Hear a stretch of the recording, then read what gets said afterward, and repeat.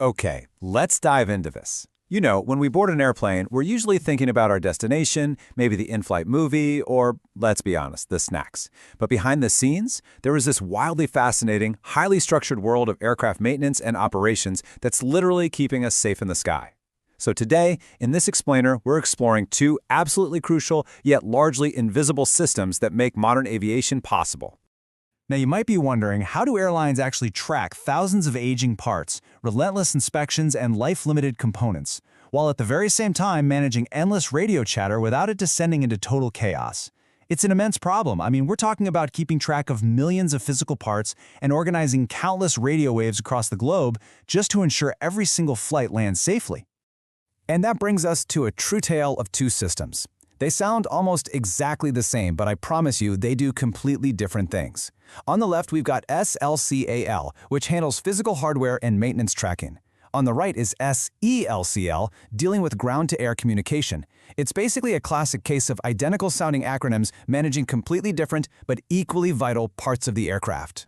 To demystify all of this, here's our roadmap.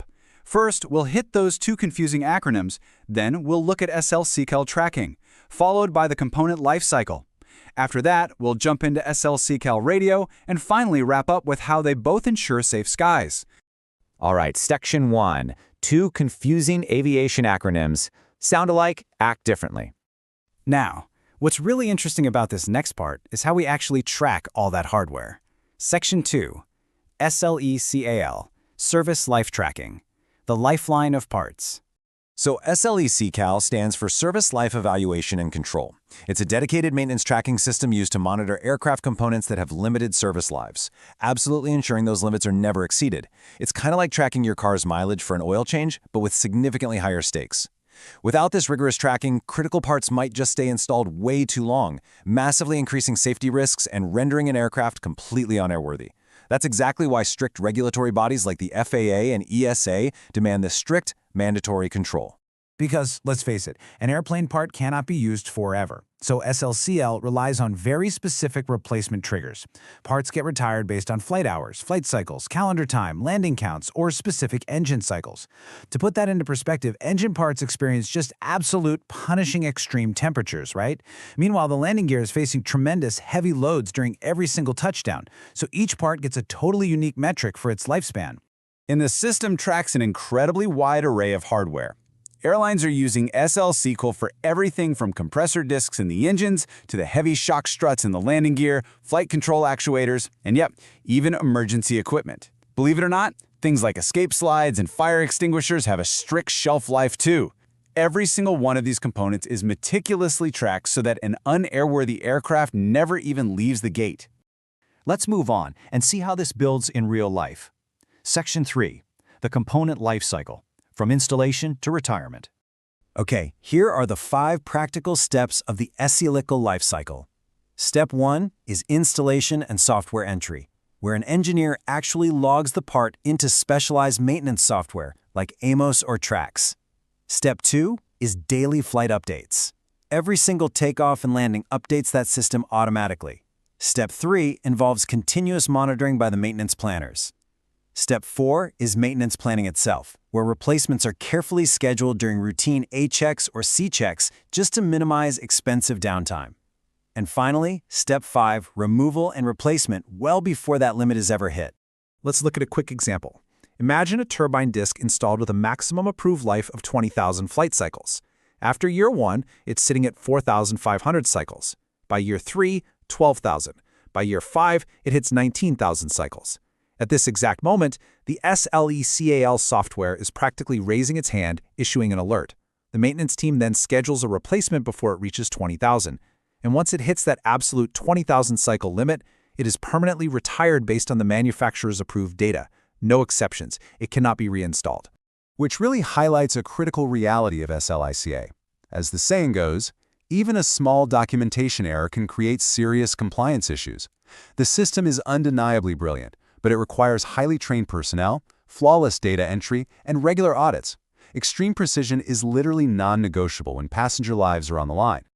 Pivoting completely now to our second system, Section 4, SSCAL, Selective Radio Calling, the pager of the skies.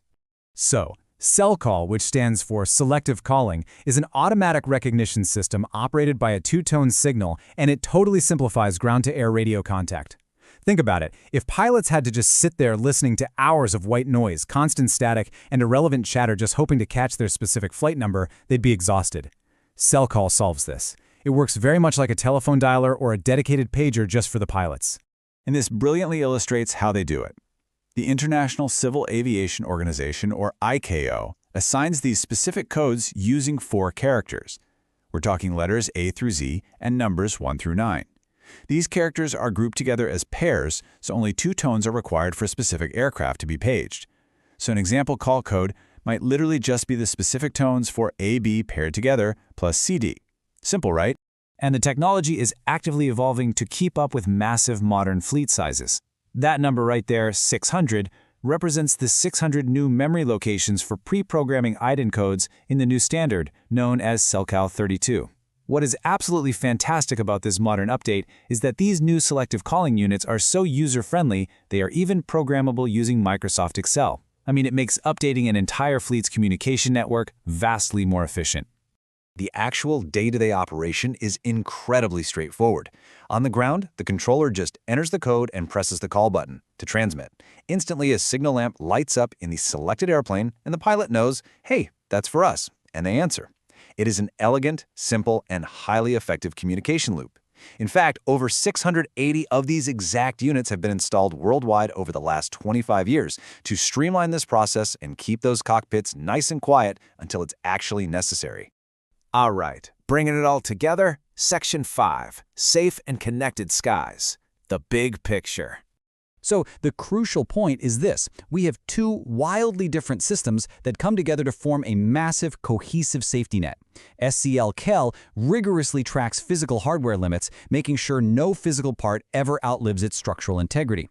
SELCAL, on the other hand, manages targeted communication, ensuring pilots get vital information precisely when they need it, completely skipping the fatigue of endless radio static. Both of these systems are bound by incredibly rigorous aviation standards to ensure total safety from the tarmac all the way up to cruising altitude. I want to leave you with this final, provocative thought. As we've seen, even a small documentation error can cause a crisis. Without these invisible, highly structured tracking systems, managing the exact, down-to-the-cycle life of a turbine disk, or silencing the overwhelming static of a radio, would you still feel safe flying? It really gives you a profound appreciation for the hidden, heavily structured world of aviation maintenance and communication, keeping us aloft.